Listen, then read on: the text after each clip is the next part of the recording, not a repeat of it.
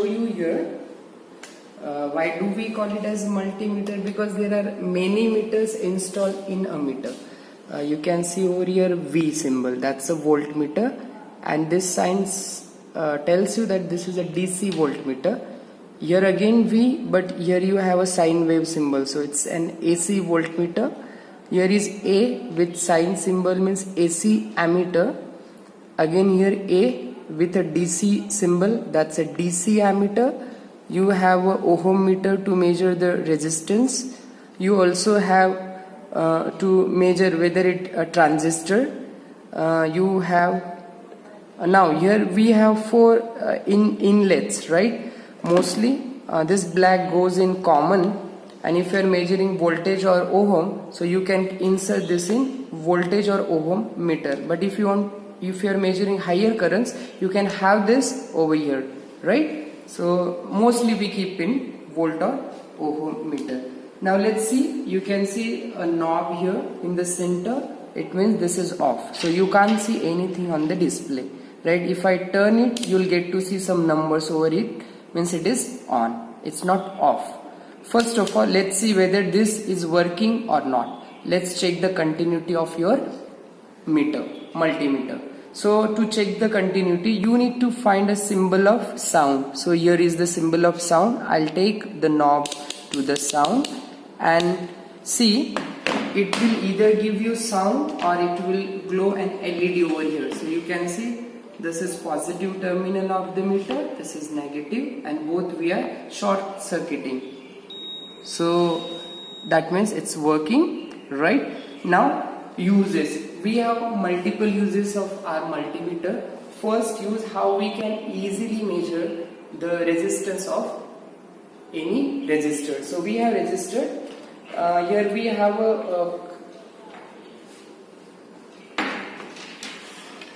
different samples of resistors.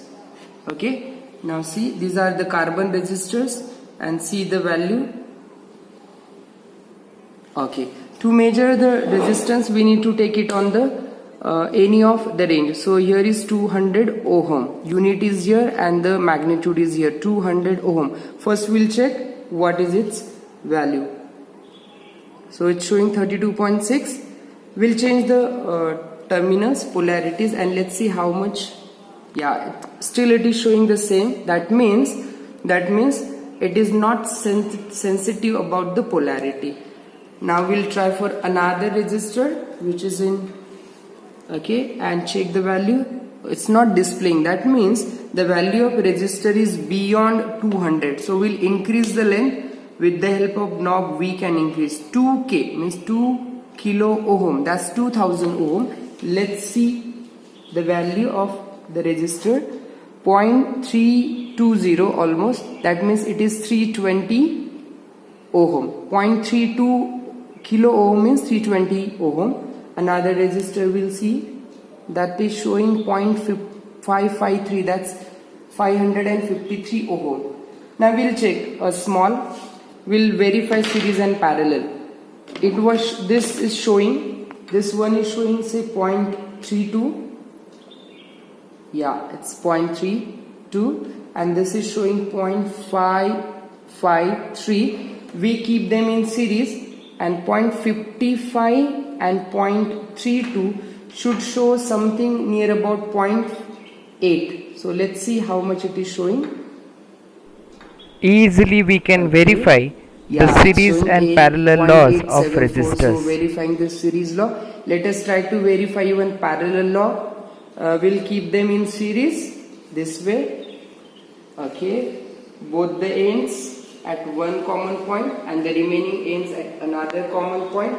It should show lesser than their individual values, that is 0.32 and 0.55. Let's see, yeah, 0.2. So it is also verifying the parallel laws of resistors. Now another use of it, we have one more, that's a wire wound resistor. Earlier was carbon resistor. Let's see the value of wire wound resistor directly. Now it is okay. So what we need to do, we have to decrease the range. So let's take it on 200 and see what it displays. Yeah, it's showing 50. Okay, and 15.4, and its actual value is also 15.4. If you see here, it's 15.15 ohm, right? The other use, we can even check the diodes. Now we do not know which is positive and which is negative terminal of the diode. Normally ring is negative and the other side is positive. So we'll take it again on the continuity switch over here and see the display showing 1. Now negative I connected to the negative, okay, of the diode, positive to the positive. We can see some numbers, that means it conducts.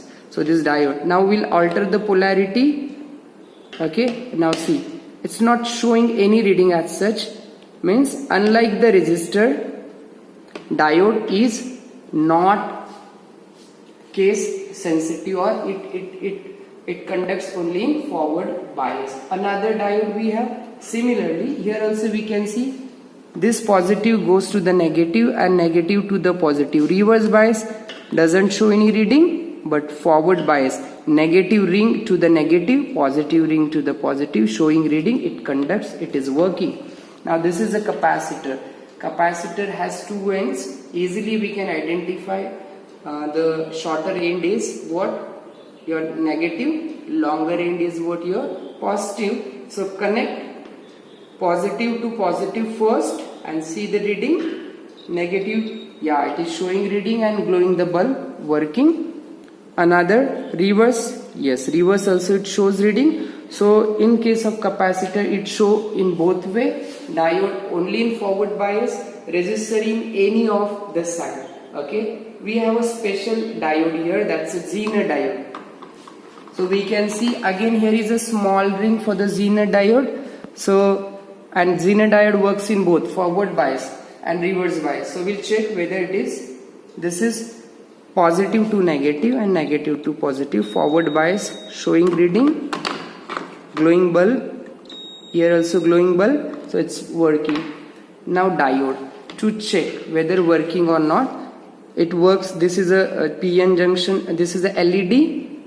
Okay, it will glow in forward bias only. So negative, shorter end negative to negative, longer end positive to positive, we can see, yeah, you can see it is glowing. But in other case, that's a reverse bias, it will not glow. Let's see, positive goes to the negative, negative goes to the positive, it is not glowing. Now how do we exactly measure the voltage and the current with the help of meter in our running circuit? We'll see just now. So let's be here, yeah, be here, this side you can see, switch on the battery, okay. Now we can see volt. Now this is a battery, gives you DC, so we'll set this knob on DC. We apply 2 volt, so we'll have the same range. 200 milli would be small, 2 volt would be nearby. So between, it is greater than 2, so we'll keep it 20. So see what is the voltage. Now this positive goes to the positive, negative is here. So see the voltage given out would be 2.72 volt. Now if you increase the voltage, you will get to see the change in the meter, that's 4.68.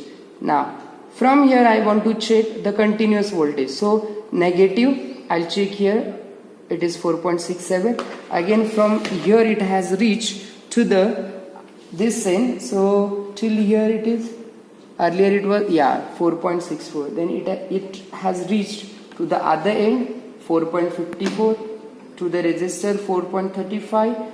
Here it is decreasing, you can see it is decreasing, right, it is decreasing. Similarly you can measure the current even in the circuit. This is how even we can measure the current as well. To measure the current, this we can't measure the current with the help of this, so we have to keep it here in the milliampere or ampere range. Will work. Okay, so we reach to the say 200, okay, again it is case sensitive, negative here, positive here. Can you see the current there in the, okay. If you vary